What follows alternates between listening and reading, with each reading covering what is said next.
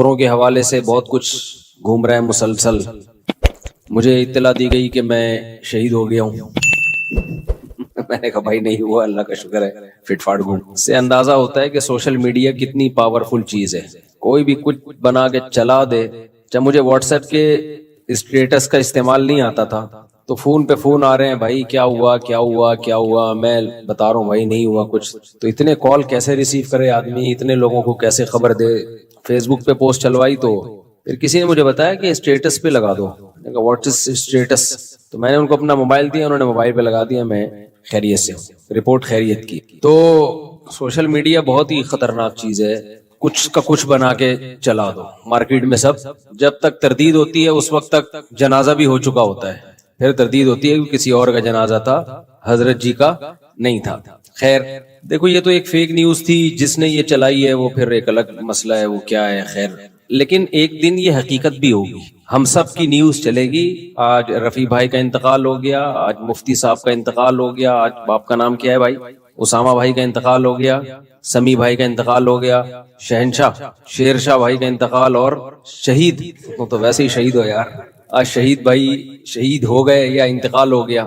یہ سوچنا چاہیے کہ ایک دن ہم میں سے ہر شخص کا سچی مچی میں انتقال ہوگا. یہ کتنی بڑی حقیقت ہے جس سے ہم غافل ہیں. دیکھو، کسی کی موت زندگی کوئی بہت بڑا واقعہ نہیں ہے. یہ دنیا چل رہی ہے، اسی پہ پبلک پیدا ہو رہی ہے، اور پلیٹ فارم سے جب پرانی گاڑی نکلتی ہے تو نئی گاڑی آتی ہے. یہ تو چلتا رہے گا، لوگ مرتے رہیں گے، جیتے رہیں گے. خلق الموت والحیات، قرآن کہتا ہے میں نے موت اور زندگی کو پیدا کیا. ہم لوگ اس کو بہت اہمیت دیتے ہیں، لیکن اللہ کہتا ہے یہ ہوگا بھائی، پیدا اسی لیے کیا ہے، مارنے کے لیے. سب مریں گے، سب کی نیوز چلیں گی.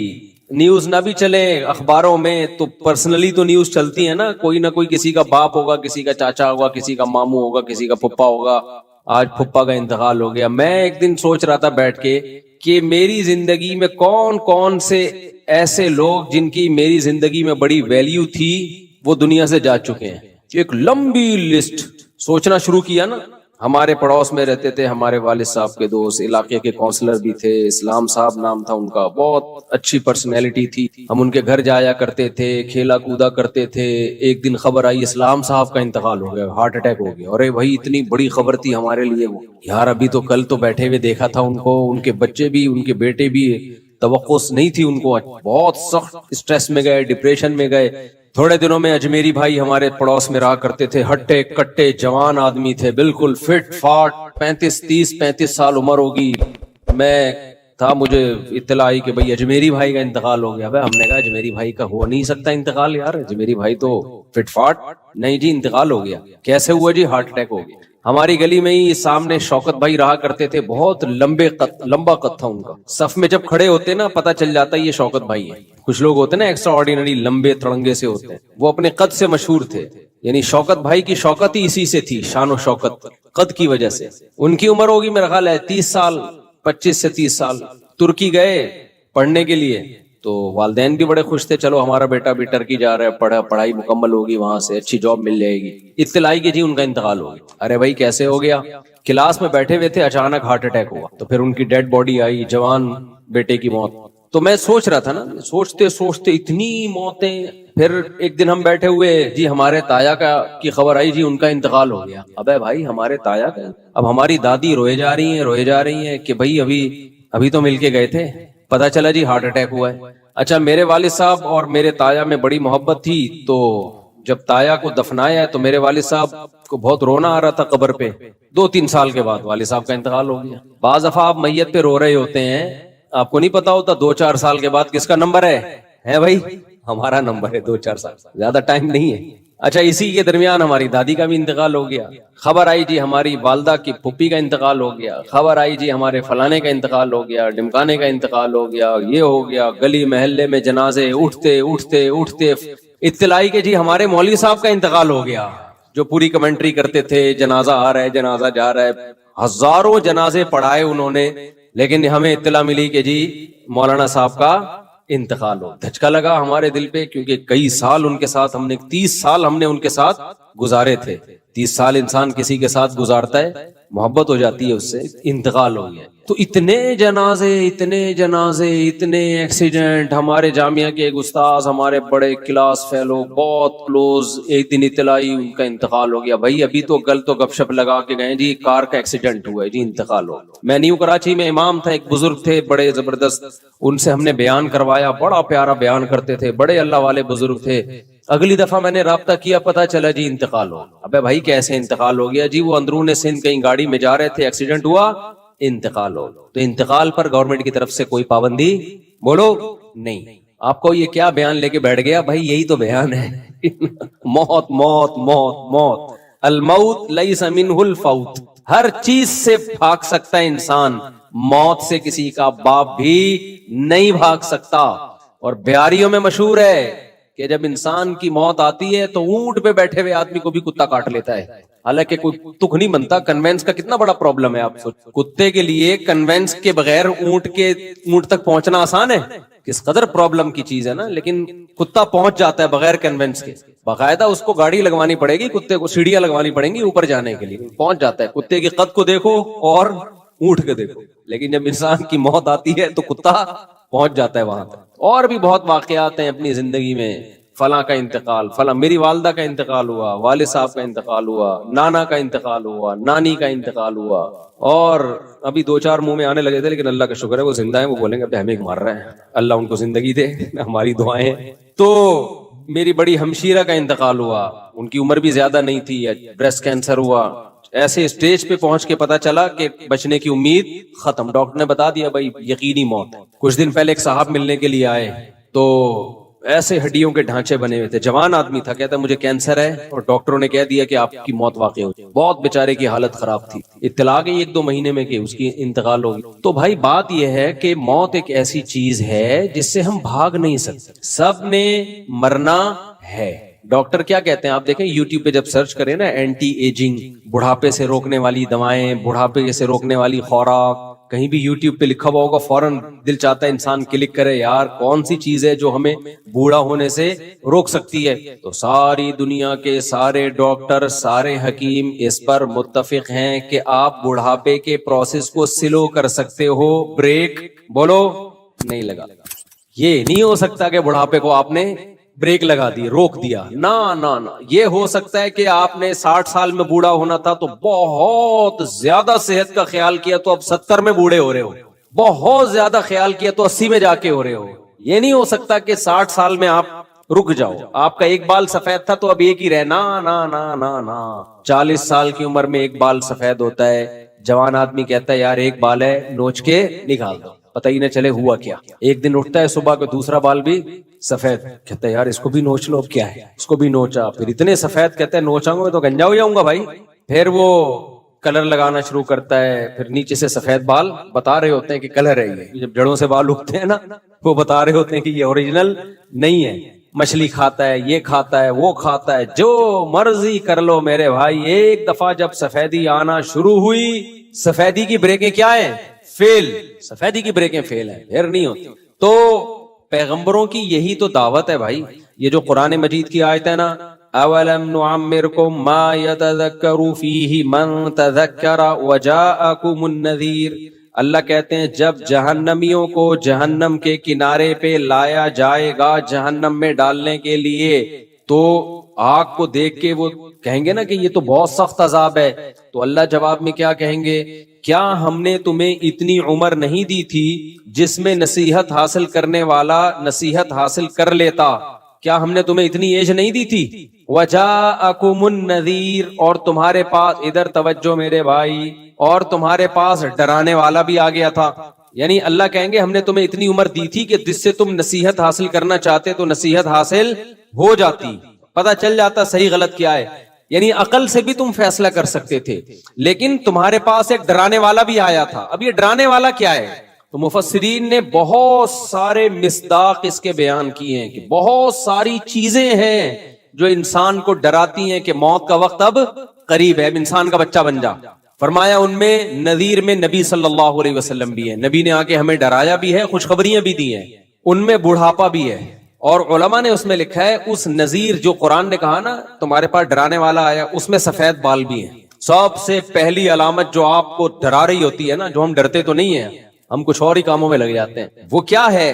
بالوں کا سفید. یہ سب سے پہلی علامت ہے کہ اب آپ ریورس ہونا شروع. جتنا پاورفل ہونا تھا نا، قرآن کیا کہتا ہے بھائی؟ ہم نے ثم یخرجکم طفلا، اللہ جب تمہیں ماں کے بطن سے نکالتے ہیں تم کمزور ہوتے ہو. خلقکم من ضعف، کمزوری میں بنایا اللہ نے تمہیں، بہت کمزور. آہستہ آہستہ خوراک ملتی ہے، دودھ ملتا ہے، پراٹھے ملتے ہیں، ڈبل روٹیاں، شکر ہے وہ بھی مل رہی ہیں آج کل، تبھی بچے ڈبل روٹی جیسے بن رہے ہیں. لیکن بہرحال پراٹھے ملتے ہیں، روٹیاں ملتی ہیں، آہستہ آہستہ بچہ کیا ہوتا ہے؟ پاور پکڑنا شروع. یہ پاور کب تک چلتی ہے؟ مینٹلی گروتھ بھی ہوتی ہے اس کی اور جسمانی گروتھ بھی ہوتی ہے. حتی اذا بلغ اشدہ وبلغ 40 سنۃ، 40 سال تک اپنی فل طاقت اور قوت کو پہنچ چکا ہوتا ہے. سمجھ میں نہیں آ رہی میرا خیال ہے بات؟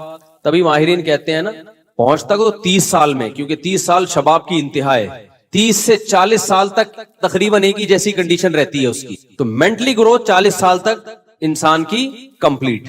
اس لیے قرآن نے انسان کی جو لاسٹ ایج ہے نا، جس کے بعد اب اس نے ڈھلکنا ہے، اب ریورس ہونا ہے، وہ کون سی ایج کو قرار دیا ہے؟ بولتے کیوں نہیں میرے بھائی؟ 40 سال. اس لیے کہتے ہیں نا کہ اگر آپ 40 سال میں بھی طاقتور نہیں ہو تو اب آپ فکر چھوڑ دو طاقتور، اب آپ کوئی اور کام کرو، ٹھیک ہے نا؟ پاورفل ہونے کی فکر آپ بولنے پہ گورنمنٹ نے پابندی لگائی ہے، اب طاقتور ہونے کی فکر. 30 سال میں بھی آپ طاقتور نہیں ہو تو اب آپ کوئی اور کام کرو، یہ کام آپ کے بس کا ہوتے ہیں نا بہت باریک باریک. 30 سال میں بالکل باریک باریک، 40 سال میں بھی وہ کہتے ہیں یار میں موٹا ہو جاؤں. اب آپ موٹے تو ہو گئے لیکن وہ غلط والے موٹے ہو گئے، چربی وربی چڑھ سکتی ہے، گھی کا ڈبہ بن سکتے ہو اب وہ جو ایک جو مسل کی پاور ہوتی ہے وہ لانا بہت مشکل کام ہے، سمجھتے ہو؟ وہ بہت مشکل ہے. تو بلغ اشدہ، 40 سال تک پہنچا تو اب یہاں سے ریورس ہونا. میڈیکل سائنس بھی یہی کہتی ہے بھائی 40 سال کے بعد اب آپ واپس، کتنا زور لگا لو اب آپ کہ میں واپس نہ جاؤں. واپس کا کیا مطلب؟ وَمَن نُعَمِّرُهُ نُنَكِّسْهُ فِي الْخَلْقِ، قرآن کہتا ہے جس کو ہم عمر دیتے ہیں ہم اس کو خلق میں واپس ریورس کرتے ہیں. ریورس میں طاقتور ہوگا یا کمزور ہوگا؟ کمزور. دماغی کمزوری بھی، جسمانی کمزوری بھی. تو واپس. تبھی آپ دیکھو جب انسان واپس ہونا شروع ہوتا ہے، کمر جھکنا شروع. بچپن میں کیسے چلتا تھا؟ بچے جب چلتے ہیں نا، ایک پاؤں ادھر جا رہا ہے، ایک پاؤں. ہمارے ایک ریلیٹیو آئے جو بڑے، میں نے ایک دور میں دیکھا تھا ان کو 15-20 سال پہلے، بڑے ینگ جوان نا، فٹ فاٹ. تو اب آئے کچھ دن پہلے، اب ہمارے گھر کی سیڑھیوں پہ چڑھ رہے ہیں تو ایک پاؤں ادھر کو جا رہا ہے، ایک پاؤں. میں نے کہا یہ آپ چڑھ کیسے رہے ہیں؟ کہہ رہے ہیں بس یار وہ دن گئے. کہہ رہے ہیں وہ دن اب تو ایسے ہی. اور ہر اسٹیپ پہ آواز بھی نکل رہی ہے، زور لگتا ہے نا، آہ کی آواز آتی. وہ ایک بوڑھا آدمی کہیں چلتا ہوا جا رہا تھا، کہیں ٹھوکر لگی تو اس کو اپنی جوانی آتی. ٹھوکر لگی، ایک دم بےچارا لڑکا 3-4 قدم، تو کہنے لگا ہائے جوانی. پھر دیکھتا ہے کوئی دیکھ تو نہیں رہا، پھر آہستہ سے کہتا ہے بھائی تو نے جوانی میں کون سے تیر مار لیا. تو آہستہ آہستہ انسان کیا ہونا شروع ہوتا ہے؟ ریورس. اور پھر ہر آنے والا دن اس کو تڑپاتا ہے. حضرت مجذوب رحمت اللہ علیہ نے کہا تھا نا، تجھے پہلے بچپن نے برسوں کھلایا. انسان کی زندگی کے 15-20 سال تو کھیل کود میں گزر جاتے ہیں، اس میں تو کوئی ہوش ہی نہیں ہوتی. جوانی نے پھر تجھ کو مجنوں بنایا. جوانی جب ہوتی ہے تو پھر عشق معاشقوں میں لگتا ہے. بڑھاپے نے پھر آ کے کیا کیا ستایا. سارے جو بل نکلنا شروع ہوتے ہیں وہ کب ہوتے ہیں؟ بڑھاپے میں. اجل تیرا کر دے گی بالکل صفایا. جب موت آئے گی نا تو اس بڑھاپے کو بھی یاد کرے گا کہ یار کم از کم احساس تو تھا نا، کچھ کھانے پینے کی تھوڑی بہت لذت کا احساس ہو جایا کرتا تھا. تو بھائی اسی کا نام دنیا ہے. اسی لیے آدم علیہ الصلوۃ والسلام سے لے کر سید الانبیاء محمد صلی اللہ علیہ وسلم تک تمام پیغمبروں نے ایک دعوت دی ہے، لا تحب الدنیا، دنیا سے محبت بولو مت کرو، دل مت لگاؤ دنیا سے. دیکھو کچھ گناہ تو ایسے ہیں جو سوسائٹی میں گناہ سمجھے جاتے ہیں، کچھ گناہ ایسے ہیں جو سوسائٹی میں گناہ سمجھے جاتے ہیں، کچھ گناہ ایسے ہیں جو اللہ کی نظر میں بہت بڑے جرم ہیں لیکن وہ گناہ سمجھے نہیں جاتے، حالانکہ زیادہ بڑے گناہ ہیں وہ، اور ان کے نقصانات بھی زیادہ ہیں. زنا ایک گناہ ہے لیکن لوگ اس کو گناہ سمجھتے بھی. وہ جملہ مکمل کرنا ہے آپ لوگوں نے. زنا ایک گناہ ہے, لوگ اس کو گناہ سمجھتے ہیں. کیوں نہیں ہے بھائی؟ ہیں. اتنے بھی کافر تھوڑی ہوئے ہیں لوگ کہ زنا کو حلال سمجھنا شروع کر دیں. کہہ رہے ہیں نہیں ہے. زنا ایک گناہ ہے, لوگ اس کو کیا سمجھتے ہیں؟ گناہ. نماز چھوڑنا گناہ ہے, لوگ اس کو کیا سمجھتے ہیں؟ گناہ. حج فرض ہوا آپ نے نہیں کیا, یہ گناہ ہے, لوگ اس کو کیا سمجھتے ہیں؟ گناہ. داڑھی کاٹنا بھی معذرت کے ساتھ کیا ہے؟ گناہ ہے. اب تک تو گناہ سمجھتے تھے, اب کچھ اسکالر آ گئے جنہوں نے اس کو گناہ کی فہرست سے نکال دیا, ورنہ گناہ ہے, پہلے بھی تھا, اب بھی ہے, آئندہ بھی رہے گا, نبی کا حکم ہے. اسی طرح میرے بھائی بد نظری کرنا, فحش فلمیں دیکھنا, یہ گناہ ہے, لوگ اس کو گناہ سمجھتے ہیں. سود کھانا گناہ ہے, لوگ اس کو گناہ سمجھتے ہیں. دنیا سے محبت بہت بڑا گناہ ہے, لوگ اس کو گناہ سمجھتے ہی نہیں ہیں. بلکہ وہ دنیا کی محبت جو ان کے دل میں ہوتی ہے اس کو بھی یہ نہیں سمجھتے کہ ہمارے دل میں محبت ہے. وہ کہتے کہاں ہے؟ نہیں آئی میرا خیال ہے بات. وہ کہتے ہے ہی نہیں ہمارے دل میں محبت. اتنی ہے جتنی سب کے دل میں ہوتی ہے, تو ہمارے دل میں بھی اتنی محبت. تبھی میں پھر ان سے کہتا ہوں میرے بھائی آپ کے دل میں دنیا کی محبت ہے, آپ اس کو گناہ سمجھو پہلی بات. تو وہ کہتے ہیں کیوں سمجھیں, اس میں کیا خرابی ہے؟ ہر اچھی چیز سے محبت ہوتی ہے, تو دنیا بھی بڑی اچھی چیز ہے, تو کیوں محبت نہیں ہوگی میرے بھائی؟ اس کا مطلب ان کا کانسیپٹ محبت کے بارے میں کلیئر نہیں ہے. بھائی جب شریعت کہہ رہی ہے لا تحب الدنیا, کہ دنیا سے محبت مت کرو, تو اس کا مطلب کہ بری چیز ہوگی نا. کیا ہو گیا میرے بھائی؟ تو اگر اس کے بارے میں آپ کو کوئی اشکال ہے کہ یار محبت نہ کرو, تو پھر کیسے چلیں دنیا میں؟ اگر میرے بھائی کسی کاروباری آدمی کو دکان سے محبت نہیں ہوگی تو وہ دکان چلائے گا؟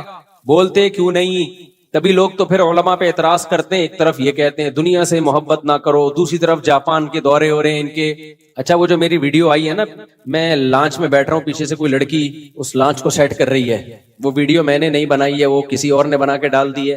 میں جب اپنے کیمرے سے کوئی ویڈیو بناتا ہوں تو اس کا خیال کرتا ہوں کہ اس میں لیڈیز بولو نا نہ آئیں. اب کوئی اور بنا رہا ہو تو بھائی اس میں مجھے ملامت نہیں کی جا سکتی, کیونکہ میں کہیں بھی چلتا ہوا جا رہا ہوں, خواتین بھی تو چلی رہی ہوتی ہیں نا, یا تو میں ان کو روک دوں یا خود رک جاؤں. تو دو ہی حل ہے, یا تو میں, یہ کینیڈا کی ویڈیو تھی, کینیڈا میں جا کے پابندی لگا دوں کہ میں جہاں جہاں انجوائے کرنے کے لیے جاؤں گا لانچ میں, جائز جگہوں پہ, کوئی فلم دیکھنے تھوڑی جا رہا ہوں میں وہاں, میں جہاں جہاں لائف کو انجوائے کرنے کے لیے, میرا بھی حق ہے کہ نہیں ہے, میں لانچ میں جاؤں, میں سمندر میں جاؤں, تو کینیڈا کی تمام انگریز خواتین کو چاہیے کہ برقع پہن کے وہ سائیڈوں پہ ہو جائیں. یا تو یہ حل ہے, یا یہ کہ میں جانا چھوڑ دوں, میں وہاں جاؤں جہاں سب آدمی ہوں, تو وہ مسجد ہی ہے, پھر اس کے علاوہ اور کوئی جگہ نہیں ہے. تو ہمیشہ کسی پہ اعتراض کرنے سے پہلے بات کرنی وہ چاہیے جس کے تمام پہلوؤں پہ آپ غور کر لیں کہ اگر آپ کے ساتھ ایسا ہو تو آپ کیا کریں گے. اب وہاں جہاں میں کینیڈا میں ایک لیک ہے, ایک جھیل ہے, وہاں میں جب, مجھے بتاؤ کینیڈا میں کسی جھیل پہ جانا جائز ہے یا نہیں ہے؟ اسٹیپ بائی اسٹیپ, کیونکہ اس پہ اتنا بڑا تماشا بنا ہے. کچھ لوگوں نے میرے بیان پہ ہی پابندی لگا دی کہ اس آدمی کو ہم نے بلانا ہی نہیں ہے, دیکھو یہ لڑکی پیچھے سے وہ جو ہے نا لانچ میں بھی بٹھا رہی ہے اس کو اور یہ جا رہا ہے. تو ان کو میں کہہ رہا ہوں, بڑے کچھ لوگ ہیں جنہوں نے پابندی لگا دی, تو لگاتے کوئی, اس سے ہماری صحت پہ کوئی ایسا فرق پڑتا نہیں ہے. لیکن ایک مثال دے رہا ہوں کہ میرے لیے کینیڈا جانا جائز ہے یا نہیں. پہلا سوال, کینیڈا میں میرے لیے کسی جھیل پہ تفریح کے لیے جانا جائز ہے یا نہیں ہے؟ جائز ہے. اس میں لانچ میں بیٹھنا, وہ بھی مولویوں کے ساتھ, سارے مدرسے کے طلبہ تھے, یہ نہیں کہ چھپڑ میں کسی کو لے کے گھوم رہا ہوں میں, وہاں سارے مولانا لوگ تھے, تبلیغی جماعت والے تھے, مدرسے کے طلبہ بھی مدرسے کے طلبہ تھے جنہوں نے میرے لیے گھمانے پھرانے کا انتظام کیا کہ ہم آپ کو گھمانے لے کے جائیں گے. تو لانچ میں انہوں نے مجھے, مولویوں نے بٹھایا, سارے دائیں بائیں مولوی, وہ نظر نہیں آ رہے, نظر کون آ رہی ہے ان سب کو؟ ایک لیڈی نظر آ رہی, تو ٹرکی تو یہ لوگ ہوئے. اچھا خیر, تو ان مولانا نے مجھے لانچ میں بٹھایا. میرے لیے اس لانچ میں بیٹھنا جائز تھا یا نہیں تھا؟ وہ لانچ کا اور اس پورا سیٹ اپ کا انتظام انگریز خواتین کے پاس تھا. تو اگر وہ پورا سیٹ اپ میرا ہوتا اور میں نے وہ لڑکیوں کے حوالے کیا ہوتا تو آپ کہتے ہیں مفتی صاحب آپ مولوی ہو کے یہ کام کر رہے ہو. بھائی وہ کینیڈا کی گورنمنٹ ہے, تو وہ جو چاہے کرے, ہم اس کو پابند نہیں کر سکتے. بسوں میں بیٹھتے ہیں, جہاز میں بیٹھتے ہیں, تو کیا وہاں کوئی داڑھی مونچھ والے آدمی آتے ہیں چائے لے کے آپ کے سامنے؟ ایئر ہوسٹس آتی ہے نا. امریکہ میں ہم نے دیکھی ہیں جہازوں میں ایئر ہوسٹس بوڑھی بوڑھی, بالکل بوڑھی عورتیں, ان کو اس سے کوئی غرض نہیں ہے کہ جوان ہو یا بوڑھی ہو, وہ کہتے ہیں یار کام ہو, وہ کام کرتی ہیں. آپ چائے منگواؤ ٹھک کر کے چائے آئے گی, آپ نے پانی منگوانا ہے ٹھک کر کے پانی آئے گا. لیکن ہمارے ہاں جو کانسیپٹ ایئر ہوسٹس کا ہے کہ وہ ان کو پتا ہے کہ شاید کچھ اس کے بغیر شاید بیٹھیں گے نہیں لوگ, واللہ عالم, واللہ میں کسی پہ الزام نہیں لگا رہا, لیکن بہرحال. تو اب آپ کو جہاز میں بیٹھنا اس لیے جائز نہیں ہے کہ وہاں ایئر ہوسٹس چائے لے کے آتی ہے تو بھائی پھر تو کہیں بھی بیٹھنا جائز نہیں آپ کے لیے, کہیں بھی جانا جائز نہیں. تو اس لیے اعتراض کرنے سے پہلے تھوڑا سا سوچ لیا کریں, اپنے آپ کو اس جگہ رکھ کے سوچا کریں کہ مفتی صاحب کی جگہ اگر آپ وینکوور میں ہوتے اور آپ کو کوئی لیک پہ گھمانے کے لیے لے کے جاتا اور آپ کو کوئی لانچ میں بٹھاتا اور بٹھانے والی لڑکی ہوتی تو آپ کیا کرتے؟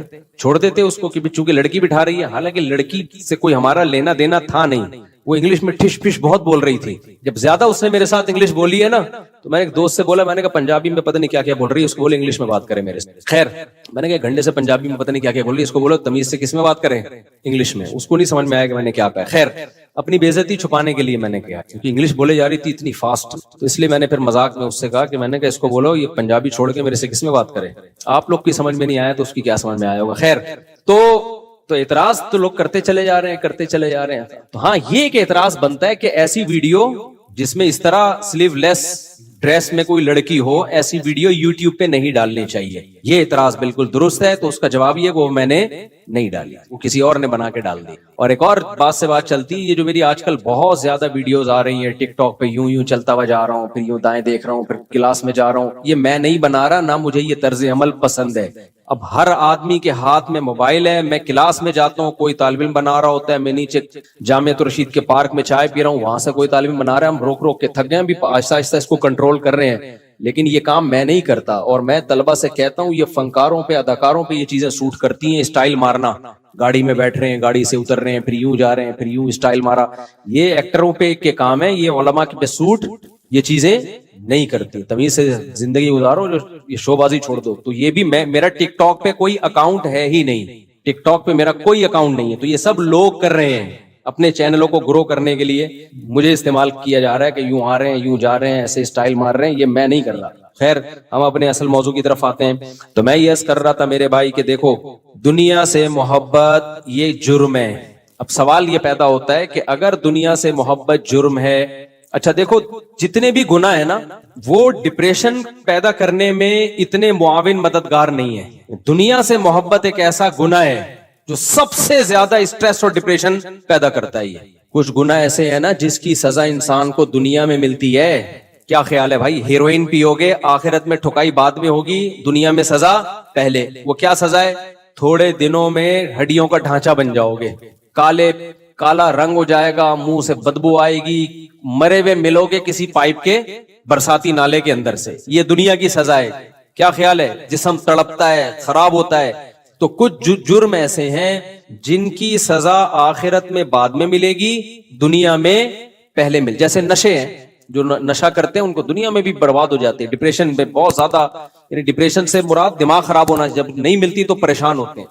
میں جو ہے نا بس میں آیتیں اگلے ہفتے میں اگلی آیتوں سے درس شروع کروں گا. تو جب نبی صلی اللہ علیہ وسلم نے فرمایا نا کہ تم موت کے بعد دوبارہ زندگی ملے گی, تمہیں اللہ کے سامنے حساب و کتاب دینا ہے, تو وہی مشہور سوال تھا سأل سائل بعذاب واقع. اللہ فرماتے ہیں یہ لوگ آپ سے پوچھتے ہیں وہ کب واقع ہوگا, جو عذاب واقع ہونے والا ہے اس کے بارے میں ایک سائل نے پوچھا. اللہ فرماتے ہیں واقع کب ہوگا یہ تو میں نہیں بتاؤں گا, میرا اصول ہی نہیں ہے کہ میں قیامت کا علم بتا دوں. لیکن اتنی بات ہے للکافرین لیس لہ دافع, جو بھی اللہ کا منکر ہے, اللہ کو نہیں مانتا, اللہ کے حکام کو فالو نہیں کرتا, جب وہ عذاب آئے گا تو دنیا کی کوئی طاقت اس عذاب سے ان کو بچا نہیں سکے گی. تعرج الملائکۃ والروح الیہ فی یوم کان مقدارہ 50,000 سنہ, 50,000 سال کا ایک دن ہوگا. کہیں 1,000 سال اللہ نے ذکر کیا میدان حشر کے بارے میں, کہیں 50,000 سال. تو علماء نے بیان کی یہ لوگوں کے حالات کے حساب سے ہوگا. یہ ٹائم کے جو یونٹ ہے نا یہ ہر ایک کے حق میں مختلف ہوتے ہیں. دیکھو جب ہم پیدا ہوئے تو ہم کائنات کو بننے کے اربوں سال کے بعد پیدا ہوئے ہوں گے نا, تو کیا ہمیں انتظار کرنا پڑا؟ بولو نا کیا ہو گیا؟ اگر ہمیں اللہ انتظار کرواتا ابھی تم عالم ارواح میں ہو, 1 ارب سال کے بعد تمہارا نمبر آئے گا, تو میں تو بوریت سے مر چکا ہوتا. کیا خیال ہے بھائی؟ جہاں فلائٹ 1 گھنٹہ لیٹ ہو جائے انتظار میں آدمی ٹینشن میں چلا جاتا ہے. لیکن ہم تو جب آئے تو ہمیں تو لگا کہ کائنات کی ابتدا آج سے ہو رہی ہے, جب ہم نے ہوش سنبھالا. کیونکہ ہمارے وہ یونٹ جو تھے نا, جو وقت کی اکائیاں ہیں, وہ ہمارے حق میں اسٹارٹ ہی نہیں ہوئی تھی. تو اسی طرح مرنے کے بعد جو مردے کے لیے جو ٹائم کے یونٹ ہے نا وہ چینج ہوتے ہیں. ورنہ جو مردہ بیچارہ 20,000 سال پہلے دفن ہوا ہے وہ تو قبر میں کوئی عذاب نہ بھی ہو رہا, وہ تو پڑے پڑے ہی بور ہو گیا ہوگا کہ اللہ قیامت لیا, میں تو ٹینشن میں آ گیا ہوں, 20,000 سال ہو گئے مجھے. تو اس کو تو ایسا نہیں لگے گا کہ 20,000 سال ہو گئے. وہ جب دوبارہ اس کو اللہ تعالیٰ اٹھائیں گے تو نیک لوگوں کو تو لگے گا ابھی ہم سوئے تھے اور ابھی ہمیں کسی نے آ کے اٹھا دیا. جیسے گہری نیند میں جب انسان سوتا ہے کئی گھنٹے بعض دفعہ سوتا ہے, کوئی آ کے اٹھائے تو اس کو لگے گا یار ابھی تو میں سویا تھا, ابھی آپ نے اٹھا دیا ہمیں. تو سوتے ہوئے آدمی کے ٹائم کے یونٹ الگ ہوتے ہیں, مرنے کے بعد کے ٹائم کے یونٹ الگ ہوتے ہیں, عالم ارواح کے الگ تھے. اور بعض تو یہ بھی میں نے سنا ہے کہ دوسرے سیارے پہ آپ چلے جائیں نا زمین کے علاوہ تو وہاں بھی ٹائم کے یونٹ چینج ہو جائیں گے. تو اسی طرح آخرت کے ٹائم کے یونٹ بالکل الگ ہے. ایک دن 50,000 سال کی, دنیا کا جو 50,000 سال ہے نا وہ وہاں کا ایک دن ہوگا. کسی کے حق میں 1,000 سال, کسی کے حق میں 50,000 سال. یہ وہ ہے جب حساب و کتاب جس میں ہوگا تو اللہ نافرمانوں کو عذاب سے پہلے نہ حساب و کتاب کا عذاب دیں گے. اللہ ہم سب کو اس عذاب سے محفوظ رکھے, جس کو قرآن نے ایک جگہ بیان کیا یجعل الولدان شیبا, وہ ایسا دن جو بچوں کو بوڑھا کر دے. ایسا دن یفر المرء من اخیہ, انسان اپنے بھائی سے دور بھاگے. اس لیے بڑے بڑے اللہ والے وہ جہنم سے زیادہ پناہ مانگا کرتے تھے میدان حشر کی سختیوں سے. جہنم تو اس سے زیادہ سخت ہے لیکن میدان حشر کوئی کم چیز نہیں ہے, وہ کوئی کم عذاب نہیں ہے. تو اللہ فرماتے ہیں کہ 50,000 سال کے برابر ایک دن ہوگا. فاصبر صبرا جمیلا انہم یرونہ بعیدا. جب مشرک بار بار کہتے بھائی چھوڑو ابھی لے آؤ نا ابھی لے آؤ, تو نبی صلی اللہ علیہ وسلم کو پریشانی ہوتی کہ بھئی اللہ وقت بتاتا کیوں نہیں ہے, بتا دے تاکہ میری جان چھوڑیں یہ لوگ. تو اللہ نے پیغمبر صلی اللہ علیہ وسلم کو تسلی دی, فاصبر صبرا جمیلا, اے نبی آپ صبر جمیل کریں. صبر جمیل وہ صبر ہے جس میں ذرا بھی شکایت نہ ہو. انہم یرونہ بعیدا, اے نبی یہ لوگ سمجھتے ہیں اس کے آنے میں بہت ٹائم ہے, لاکھوں کروڑوں سال ہیں. وَنَرَاهُ قَرِيبًا, جبکہ ہم دیکھ رہے ہیں بس آنے والی ہے. کیوں؟ جب آپ مر گئے نا, ابھی دیکھو ہو سکتا ہے 1,000 سال باقی ہوں قیامت آنے میں, ہو سکتا ہے 20,000 سال باقی ہوں, لیکن ہمارے مرنے کے بعد ہمیں نہیں لگے گا 20,000 سال. ہمیں تو ایسا لگے گا ابھی ہم مرے تھے اور اتنی جلدی اللہ نے قیامت قائم کر لی. تو ہمیں تو اپنی موت کے حساب سے چلنا ہے بھائی. ہمیں کیا پتا کہ ہمیں کیا کرنا ہے اس سے کہ 50,000 سال بعد قیامت آئے یا 1 کروڑ سال بعد آئے. جب ہم مر گئے تو ہماری قیامت واقع ہو گئی ہے, ٹائم کے یونٹ ہمارے حق میں چینج ہو جائیں گے. تو اس لیے اللہ کہتے ہیں انہم یرونہ بعیدا, اے نبی یہ سمجھتے ہیں بہت بعد میں آئے گی قیامت. وَنَرَاهُ قَرِيبًا, ہم تو دیکھ رہے ہیں کب ہے, بالکل قریب ہے, تو زیادہ ٹائم نہیں ہے. یوم تکون السماء کالمہل, اللہ فرماتے ہیں جس دن آسمان تیل کی تلچھٹ کی طرح ہو جائے گا, ایسے پگھل جائے گا آسمان. اتنی بڑی تباہی آنے والی ہے اس کائنات پہ جس پہ ہم فخر کر رہے ہیں, اس یہاں کے شاپنگ سینٹروں پہ فخر کر رہے ہیں. میں بھی ایک پروگرام پہ گیا نا اسلام آباد میں, بڑا زبردست پروگرام تھا, بڑے بڑے تاجر آئے ہوئے تھے, تھوڑا سا موٹیویٹ کرنا تھا لوگوں کو تاکہ پیسہ کمائیں. تو یہ تو اچھی بات ہے, اسلام تو آپ کو بزنس کا پیسہ کمانے کا حکم دیتا ہے تاکہ ہم بھکاری پن سے نکلیں. بھکاری پن کو تو پسند نہیں کیا گیا نا, ایک شخص بھیک مانگتا ہے نبی نے اس کو پسند نہیں کیا, تو پوری قوم پورا کنٹری بھکاری بن کے IMF کے سامنے کشکول لے کے کھڑا ہوا ہو تو ہمارے نبی اس کو پسند کریں گے کہ وہ مسلمان قوم ہو اور قومی سطح پہ بھکاری بن چکی ہو. تو یہ علماء کی ذمہ داری ہے لوگوں کو پیسہ کمانے کی ترغیب دیں, بزنس کی طرف لے کر آئیں, یہ مذہبی ذمہ داری ہے. تو میرا اس میں کوئی کمیشن نہیں تھا, میں گیا, میں نے تقریر کی, لیکن ایک چیز کا مجھے اندازہ ہوا کہ یار ایک چیز یہاں پیدا ہو رہی ہے, پیسہ کمانے کے ساتھ پیسے کی محبت بھی آ رہی ہے. تو مجھے خیال ہوا میں اپنی اسپیچ میں ایک بات کہوں کہ آپ یہاں ہیں, سارے ارب پتی کروڑ پتی تاجر ہیں, سب اپنے اپنے تجربے شیئر کر رہے ہیں کہ میں یہ کرتا تھا, آج میں نے اتنے روپے کما لیے, میں یہ کرتا, تاکہ لوگوں کو موٹیویشن ملے. اچھی بات ہے, بہت اچھا پروگرام تھا. تو مجھے خیال ہوا کہ ایک بات میں کہوں کہ ضرور, لیکن ایک چکر نہ ہفتے میں ایک دفعہ قبرستان کا ضرور لگایا تاکہ نیتیں ٹھیک ہو جائیں پیسہ کمانے سے. ایسا نہ ہو یہ پیسہ قارون بنا دے آپ کو. تو ایک دفعہ ایسا کیا کرو, جیسے یہ پروگرام ہو رہا ہے بڑا زبردست, لوگ آ رہے ہیں, ایوارڈ مل رہے ہیں, اور تو یہاں سے نکل کے, لیکن میں نے کہا نہیں, میں نے کہا یہ ان کے مینٹل لیول سے نا اوپر کیجیے, ہر چیز ہر جگہ کہنے کی نہیں ہوتی. یہ کہیں گے مفتی صاحب رنگ میں بھنگ ڈال کے چلے گئے. اچھا بلا ہم دیکھ رہے تھے اتنے کروڑ پتی لوگوں کو سن کے, ہمیں بھی خواب آ رہے تھے کل ہمارے پاس لینڈ کروزر ہوگی, 4 شادیاں ہوں گی, اب پیسہ ہوگا زبردست, یہاں جائیں گے وہاں جائیں گے. یہ مولوی نے آگے یہاں بھی کیا کر دیا, قبرستان کی باتیں شروع کر دی. تو وہ مناسب نہیں تھا, لیکن دل چاہ رہا تھا کہ میں ان سے کہوں اگلا پروگرام وہ بول دوں گا کہ بہت زبردست پیسہ کمائیں, ایک دفعہ جا کے قبر میں جو آپ سے پہلا کما کے چلے گئے نا پہلے کما کے. یہ یوٹیوبرز تو یہاں آ رہے ہیں, اپنا ایکسپیرینس شیئر کر رہے ہیں, میں ایسا کانٹینٹ بناتا ہوں اور میں ایسے محنت کرتا ہوں. اچھی بات ہے, مجھے بڑی خوشی ہو رہی تھی, تھوڑی سی امیدیں ہوئی کہ شاید پاکستان اب شاید اچھی سمت میں جانا شروع ہو جائے. تو مجھے ان پہ وہ کوئی نہیں, وہ تو بہت اچھا کر رہے تھے, بلکہ یہ تو ایک ظرف کے بڑے ہونے کی بات ہے کہ آپ بتائیں کہ میں نے پیسہ ایسا کمایا, ورنہ لوگ بتاتے کہاں ہیں. مجھے ان یوٹیوبرز میں خوشی ہو رہی تھی, وہ بتا رہے تھے ہم نے یہ کانٹینٹ بنایا, ہم نے ایسے چینل بنایا, اتنے پیسے کمائے. تو اچھی بات ہے, شیئر کرو یار تاکہ لوگوں کی غربت ختم ہو, وہ بھی کریں یہ کام. لیکن ساتھ ساتھ ایک بات, یہ پیسہ آپ کو سلیمان علیہ السلام جیسا بھی بنا سکتا ہے, اور قارون اور فرعون جیسا بھی, ابو بکر عثمان جیسا بھی بنا سکتا ہے, اور ابو جہل جیسا بھی بنا سکتا ہے. کیا خیال ہے؟ یہ سارے پیسے والے لوگ تھے نا. تو آپ پیسہ کما کے سلیمان علیہ السلام جیسے شکر گزار بن جاؤ, عثمان ابن عفان جیسے غنی بن جاؤ, عبد الرحمن بن عوف جیسے بن جاؤ.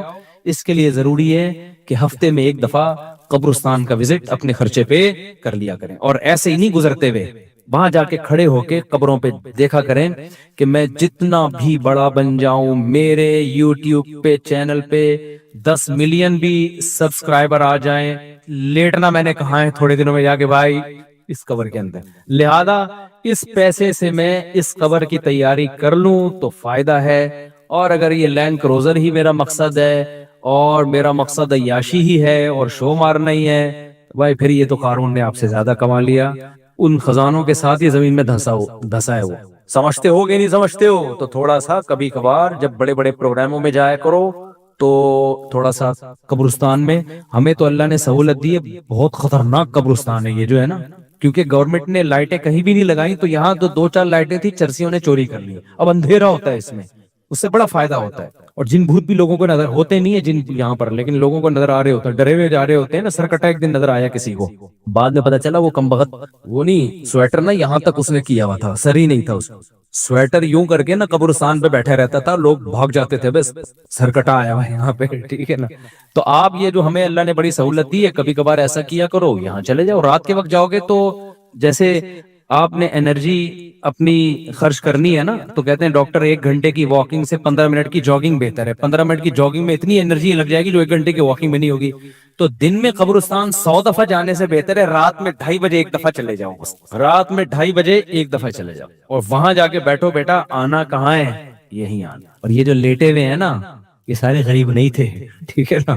ان میں بہت سارے کروڑ پتی تھے, ارب پتی تھے, 4 شادیوں والے بھی تھے, 1 والی بھی تھے, اور بچوں والے بھی تھے, بغیر بچوں والے بھی تھے, جوان بھی تھے, بڈھے بھی تھے, 30 سال کے بھی تھے, 15 سال کے بھی تھے, 6 مہینے کے بچے بھی تھے. کیا نظر آ رہے ہوں گے خبریں, جا کے دیکھو.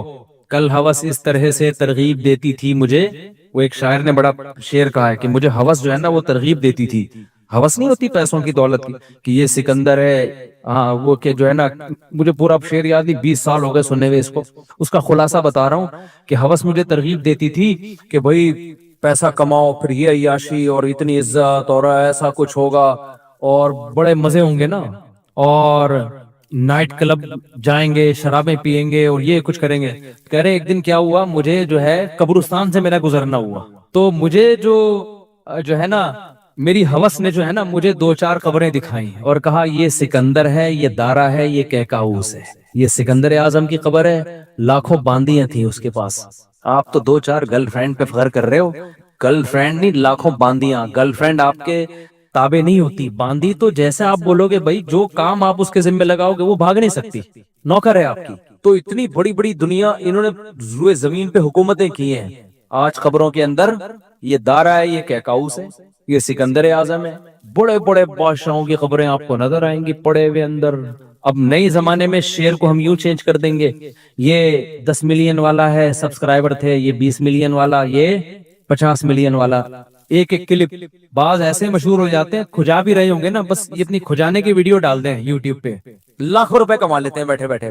بعض ایسے مشہور ہو گئے, کچھ بھی نہیں کرے نا, بس وہ کہے کہ ناڑا باندھتے ہوئے دکھا دیں, میں ناڑا باندھ رہا ہوں, میں ناڑا ایسے ٹائٹ کرتا ہوں, زار بند ایسے ٹائٹ کرتا ہوں. اتنے مشہور ہو گئے ہیں وہ لوگ دیکھنا چاہتے ہیں. لوگ پتہ نہیں کیا ہو گیا اب.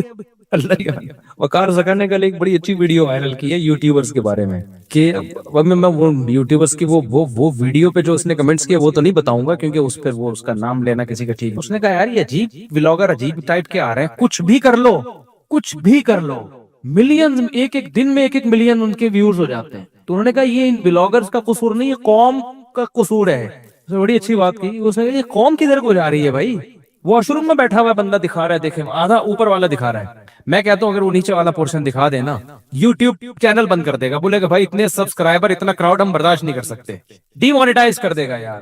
کہے گا بھائی یہ ہمارے بس میں اب تو لوگوں کی نیچر دیکھو یار, کچھ بھی جو مشہور ہو جاتے ہیں ایک دفعہ مشہور ہو گئے نا بس اب کچھ بھی کریں گے, گالی دے رہے ہیں وہ ویڈیو آ گئی, کھجا رہے ہیں لوگ دیکھ رہے ہیں کیسے کھجاتے ہیں, تو لوگ عجیب ہے. بہرحال جو ہو رہا ہے میں تو مارکیٹ میں وہی بتاؤں گا نا آپ کو. تو اب جو سوشل میڈیا سے وابستہ لوگ ہیں جن کے ٹک ٹاک پہ چینل, یوٹیوب پہ چینل, ان کے یہاں کامیابی کیا ہے؟ 4 ملین ہو گئے, 10 ملین ہو گئے, 50 ملین ہو گئے. تو ایک ویڈیو اتنی محنت سے بناتا ہے, 4 آدمی تجھے ملتے نہیں ہیں, اور میں کھجاتا بھی ہوں نا سر کو تو اتنے ویوز آ جاتے ہیں. تو کل یہ شیئر چینج ہوگا, یہ سکندر ہے یہ دارہ قبروں میں نا, تو کہیں گے یہ 10 ملین والا ہے, یہ 20 ملین والا. یہ ناڑا باندھتے ہوئے ایک دفعہ ویڈیو ڈالی تھی اس نے اور 20 ملین ایسے ہو گئے تھے. تو یہ سب آئے گا مارکیٹ میں. تو اس لیے میرا دل چاہتا ہے کہ میں ان لوگوں سے, میرا اس پروگرام میں دل چاہ رہا تھا ایک دفعہ بولوں کہ آپ تمام حضرات سے گزارش ہے, بہت اچھا پروگرام ہے اور اللہ کرے اور پیسہ آئے اور یہ لوگ اپنے تجربوں کو شیئر کریں, لیکن کائنڈلی تھوڑا سا قبرستان بھی, ہمارے نبی نے پیسہ کمانے کی ترغیب دی ہے, ساتھ ساتھ قبرستان جانے کی بھی ترغیب دی ہے. صحیح بخاری کی حدیث ہے, کنت نہیتکم عن زیارت القبور فزوروها فانها تذکر الاخرہ. نبی نے فرمایا میں نے تمہیں قبرستان جانے سے منع کیا تھا کیونکہ بدعتیں ہو رہی تھی, شرک پھیل رہا تھا, لیکن اب توحید قائم ہو گئی ہے, شرک کا خطرہ ختم ہو گیا. فرمایا فزوروها, قبرستان جایا کرو کیونکہ اس سے آخرت یاد رہتی ہے. انسان اپنی اوقات میں رہتا ہے, اپنی اوقات سے باہر نکلنے کی کوشش نہیں کرتا. تو اللہ میاں بھی فرما رہے ہیں تم اس کو بہت دور سمجھ رہے ہو, ہم سمجھ رہے ہیں بہت قریب ہے. اور یہ جتنی رنگینیاں اس کائنات کی نظر آ رہی ہیں نا, یہ سب ٹوٹ پھوٹ کے مٹی ہونے والی ہیں, برابر ہونے والی ہیں. تو یوم تکون السماء کالمہل وتکون الجبال کالعہن, اتنے بڑے بڑے پہاڑ اللہ کہتے ہیں روئی کی گالوں کی طرح اڑیں گے.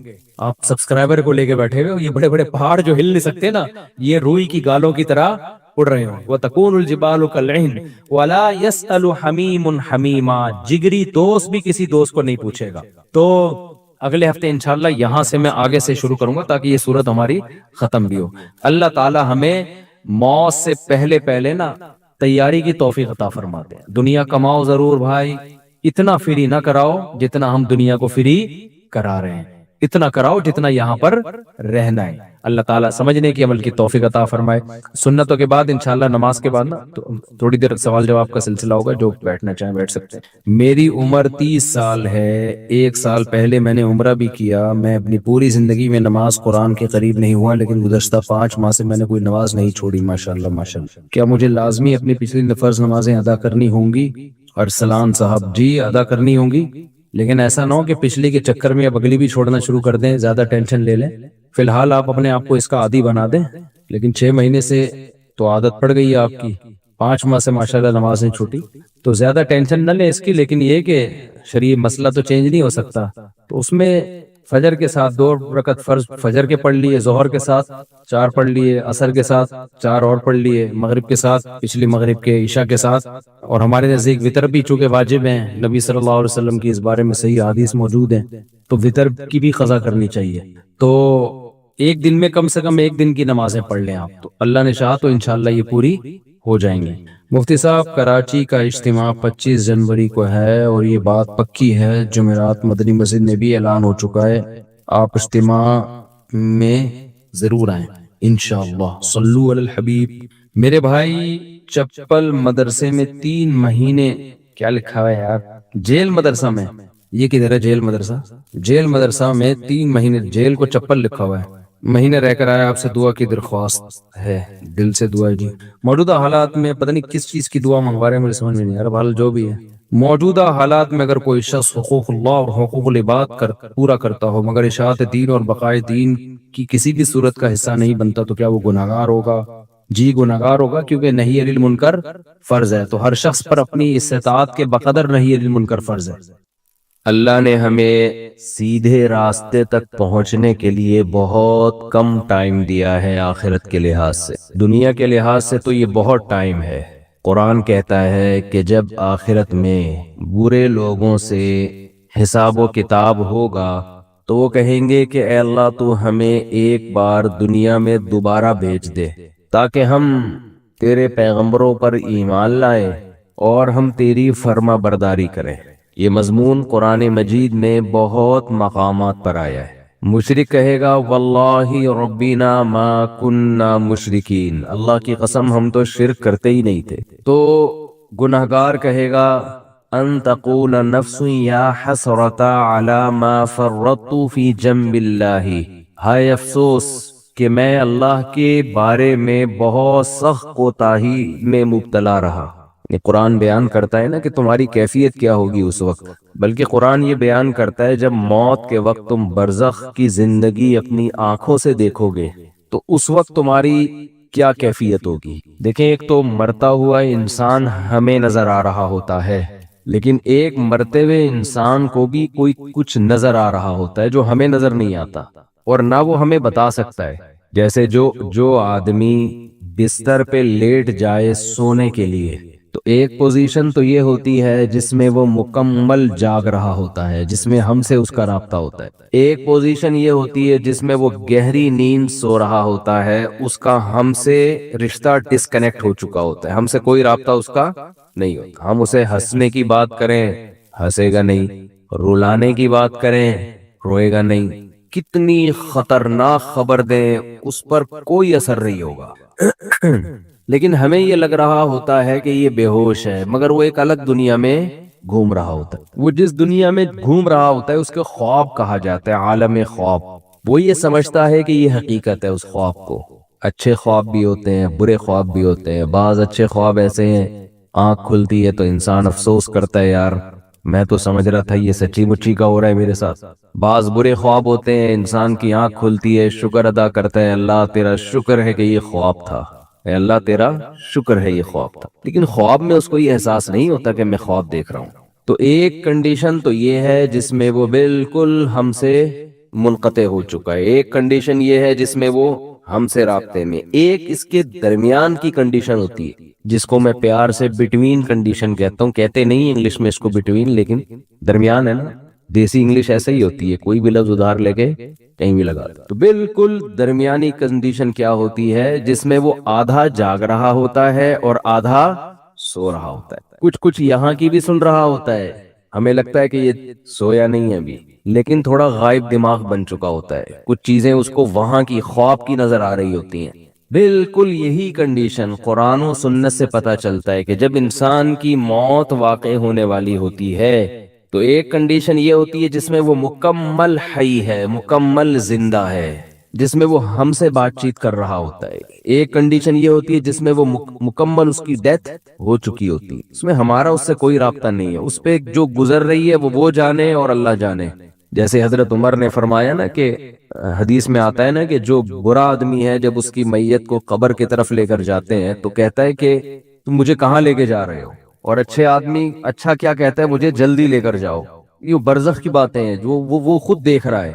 لیکن ایک حالت مرنے والے کی ایسی ہے جس میں وہ آدھا عالم برزخ میں اور آدھا عالم دنیا میں. اس کنڈیشن کو سکرات موت کہا جاتا ہے. سمجھ رہے ہیں بات کو؟ کیونکہ یہاں شرعی احکام چینج ہو جاتے ہیں. شریعت میں کچھ احکام ایسے ہیں کہ ابھی اس کا حکم کچھ اور ہے، مرنے کے بعد کچھ اور ہے. تو جب انسان مکمل حیات میں ہو تو اللہ نے اس کے لیے توبہ کا دروازہ کھولا ہوا ہے. چاہے اس کو 100% یقین ہو جائے کہ میں نے کل مرنا ہے یا 1 گھنٹے بعد مرنا ہے، لیکن توبہ کا دروازہ اس کے لیے بولے کھلا ہوا. ایک آدمی نے ساری زندگی گناہوں میں گزاری، کفر میں، الحاد میں، شرک میں، خدا کا انکار کرتا رہا، اللہ کے ساتھ شرک کرتا رہا، شراب پیتا رہا، زنا کرتا رہا.